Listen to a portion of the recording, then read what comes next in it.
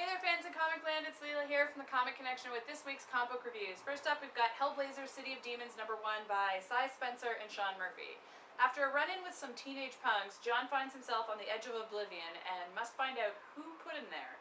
And meanwhile, John's blood could be the key to a sinister plan.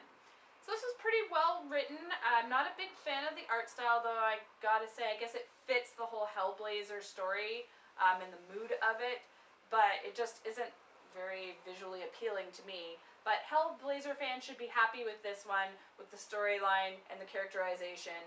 Definitely a pickup if you read Hellblazer.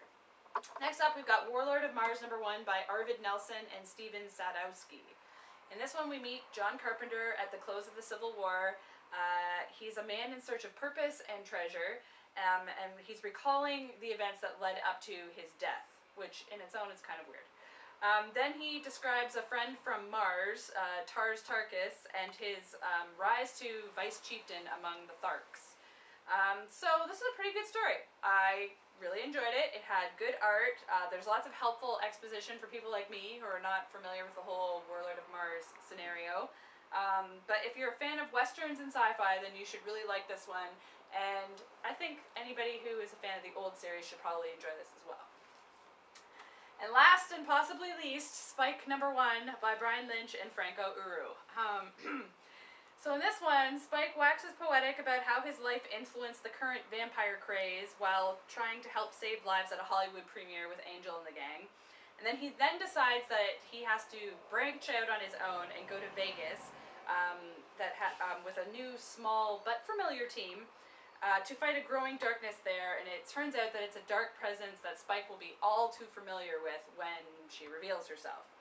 So, Lynch does show his, love and understanding for the Buffyverse, but once again, kind of misses some magic in it somehow. Somehow it's just not quite as enjoyable as the Buffy stuff.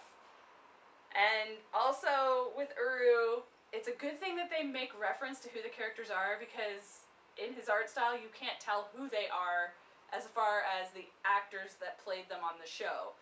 And I understand that, this is a comic book, but when you have iconic characters referenced by certain people, then you want to, as a fan, see them look like that. And you never quite achieve that with Uru. And also, his far away shots, the people always lose all their detail, and then the background has no detail either, and it's really disappointing, frankly. But anyways, if you're a Buffy fan, you're probably going to buy this one anyway and give it a shot. If you're a Spike fan, you're probably going to like it because, it showcases Spike. But I'm not sure how I'm going to like this one in the long run. I didn't really like this team before on Angel, and I don't really like them now on Spike. But we'll see. That's all for this week, folks. And whenever you're ready. Hey folks, Jim here with this week's comic book reviews. First up, we have Night of the Living Dead #1, written by Mike Wolfer with art by Thomas Era. In this one, that's set on that fateful night back in 1968, government officials begin countermeasures to calm a panicked public. But when the zombie horde makes it to Washington, no one is prepared for the new war they find themselves in. This is a good new side story to the original Night of the Living Dead from way back in 1968. If you're a fan of zombies, you're going to really like this. Mike Wolfer is, I guess you could say, the master of comic book horror. I really like his storytelling here, and overall the comic is not half bad. It's a fun read. If you're a zombie fan, you're probably going to really enjoy it. Next, and last and not least, is Warlord of Mars #1, written by Arvid Nelson with art by Steven Sadowski. And in this one, Confederate Army officer John Carter finds himself mysteriously transported to Mars, and now must take up arms in an all-new war.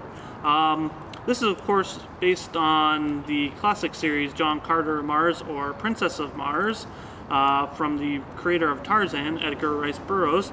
I actually really enjoyed this first issue. It was a lot of fun, and for only $1, it's not a bad deal. Art-wise, it's not half bad. Story-wise, it's getting there, but it could be a little faster. If you're a fan of Edgar Rice Burroughs, you're going to really enjoy this book. We'll see you next week.